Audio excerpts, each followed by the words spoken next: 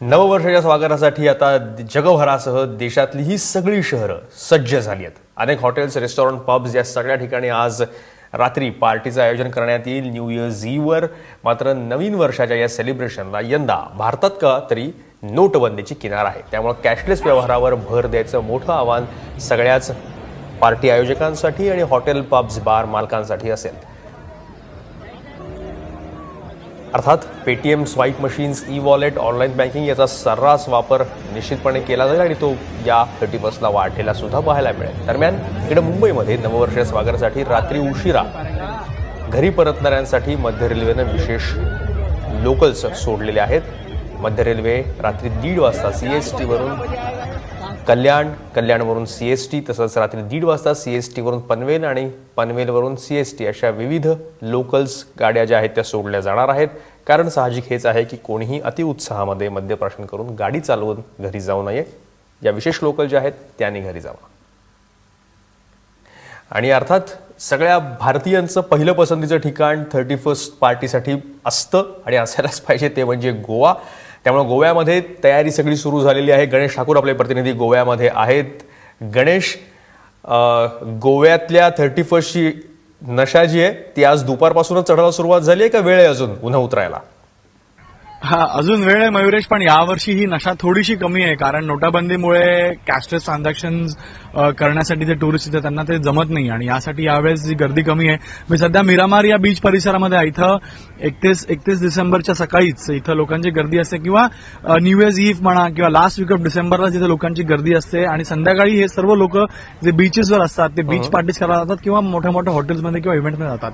यावेळेस इव्हेंट्सही गोव्यामध्ये कमी आहेत आणि पण प्रयत्न सुरू आहेत सगळ्या इव्हेंट मॅनेजर्सचे, कंपनीजचे किंवा हॉटेल इंडस्ट्रीजचे की चांगले इव्हेंट्स ठेवू आणि लोकांना तिथं आपल्याकडे घेऊन येऊ. आणि कॅशलेस ट्रान्झॅक्शनसाठी त्यांनी वेगवेगळे ऑनलाईन पेमेंट्स म्हणा, ई वॉलेट, ई कॉमर्स किंवा क्रेडिट आणि डेबिट कार्डचाही वापर करून कॅश घेण्याचा त्यांचा किंवा पैसे घेण्याचा त्यांचा प्रयत्न असेल, जेणेकरून त्यांचा बिझनेस अफेक्ट होणार नाही. माझ्यासोबत पुणे इथले राहुल बागुल आणि त्यांचे मिसेस इथे आहे, त्यांच्याशी बातचीत करूयात. काय म्हणाल, गोवा आतापर्यंत कसं झालं, टूर तुमचा कसा राहिला? टूर तर छानच झालेला आहे, पण नोटाबंदीचा परिणाम डेफिनेटली जाणवतोय. म्हणजे तुम्ही गोव्यात फिरला तरी तुम्हाला तो जाणवतो. म्हणजे मी नेहमी येत असतो गोव्यात, पण यावेळेस 31 सारखी मजा गोव्यात वाटत नाहीये. कदाचित नोटबंदीचा हा परिणाम असा. आपले काय प्लॅन आहेत 31 इव्हनिंगचे? इव्हिनिंगचे प्लॅन हेच आहे की जेवढे आपली प्लेसेस आहेत सगळीकडे व्हिजिट करणार, बीचेसवर सगळीकडे. पण कॅशलेस म्हणजे डेबिट कार्ड वगैरे कॅशलेस होणार का कॅश घेऊन आलात तुम्ही? कॅश थोडी आणली आहे, पण ती ऑफकोर्स थोडी कमीच आहे. तर जेवढं कॅशलेस होतं करता येईल तेवढं मी प्रयत्न करेन. पण मयुरेश, सर्वांचं लक्ष आहे, असं हे पहिल्यांदा होत असेल ज्यावेळेस पंतप्रधान नरेंद्र मोदी काय बोलतात तिथे सर्वांचं लक्ष लागलेलं आहे. म्हणजे 31 पार्टीची तयारी न करता पंतप्रधान नरेंद्र मोदी काय बोलतात तिथे सर्वांचं लक्ष लागलंय. टीव्ही स्क्रीनवरचे सगळे असतील, त्यांच्याशी बातचीत करूयात. काय म्हणाल, आज पंतप्रधान काय बोलतील यावर लक्ष आहे आणि त्यांच्या भाषणानंतरच तुम्ही पार्टी सेलिब्रेशनसाठी जाणार का? अगदी बरोबर आहे.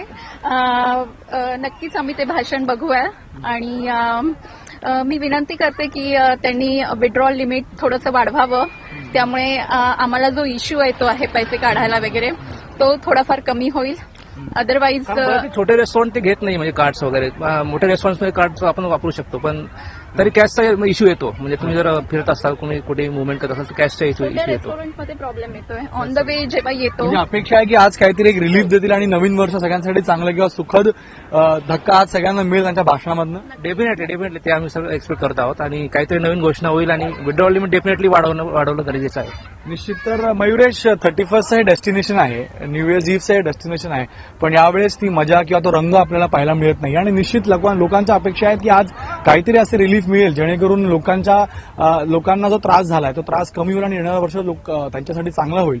आणि यासाठी आज सगळीकडे मी जिथे पाहतोय, गोव्यामध्ये फिरतोय, एकच टॉकिंग पॉईंट आहेत की आज नरेंद्र मोदी संध्याकाळी आपल्या भाषणामध्ये देशाला कशा प्रकारे संबोधित करतील आणि त्यामध्ये त्यांचे काय मुख्य मुद्दे असतील आणि लोकांना रिलीफ मिळणार का नाही.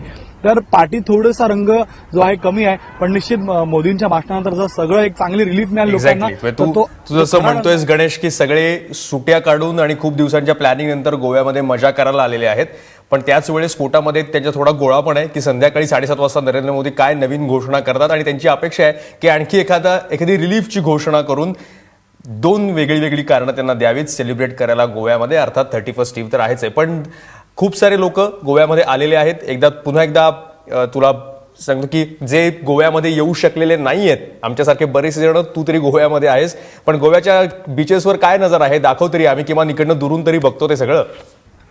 निश्चित मयुरेश, मी मिरामार बीच आहे, पंजिमचं हे मोठं बीच आहे. इथं फॉरेनर्स आणि जे इतर लोक आहेत आपण पाहू शकतो. मागे हे जे बोट्स, क्रुझर्स म्हणतात, ते क्रुझर्स चाललेत, बोट चाललेत त्यामध्ये फेरी करण्यासाठी. आणि याच मिरामार बीच किंवा मॉन्डोवी ज्या जेटी म्हणतो बाजूला, तिथे मोठे मोठे कसिनो असतात. आणि हे मागचे दृश्य ताज जे आहे अगवाडा, त्या अगवाडा फोर्टच्या इकडे ताजचे दृश्य आहेत. आणि हे या पूर्ण परिसरामध्ये आपण पाहू शकतो यावेळेस गर्दी कमी आहे, पण हळूहळू लोक येतात असं आम्ही ऐकलंय. आणि हॉटेल इंडस्ट्रीच्या बुकिंग्स फुल आहेत. आधी लोक बुकिंग करतात म्हणून त्यांना यावं लागत असेल, पण थोडा इफेक्ट यावरती आहे. 25 ते 30% इफेक्ट टुरिझमवर पडलेला आहे. पण अशा प्रकारचे चित्र आपल्याला दिसतंय. पण निश्चित या बीचवरती लाईफ गार्ड आहेत, वॉटर स्पोर्ट्सची फॅसिलिटी आहे. वॉटर स्पोर्ट्समध्ये banana boat ride, dolphin touch, अशा प्रकारचे वेगवेगळे वॉटर बोट राईड्स करण्यासाठी इथे येतात. आणि मुळात बीचेसचा आनंद घेण्यासाठी लोक इथे येतात. आणि या बीचवरती आपण पाहू शकतो, काही वेळापूर्वी आम्ही पाहिलं की हरियाणा, कोलकाता इथनंही लोक आली होती आणि तेही म्हणत होते की गोवा आम्ही येतो, प्री बुकिंग करतो, कारण गोवाच ते डेस्टिनेशन आहे. पार्टी इथे होते, इथं रंग वेगळा असतो, नशा वेगळी असते इथे. बीच पार्टीज इथे होतात, शॅक पार्टीज इथे होतात. आणि अशा प्रकारच्या या रंगामध्ये किंवा अशा माहोलमध्ये 31st सेलिब्रेशन होतं. तो संध्याकाळी आपल्याला पाहायला मिळेलच. पण इव्हेंट्सही यावर्षी खूप कमी ऑर्गनाईज करण्यात आलेले आहेत, कारण लोक कमी आहेत. पण इथे रंग हळूहळू चढेल अशी अपेक्षा, आशा जे लोकल लोक आहेत किंवा हॉटेल इंडस्ट्री आणि थोड्याच वेळामध्ये पूर्ण अजून रंग जो आहे तो गोव्याच्या या सेलिब्रेशनला येईल. धन्यवाद गणेश. तू मजा कर, आम्ही इथून तुझ्याकडे गोव्यातल्या मजेकडे बघत राहतो.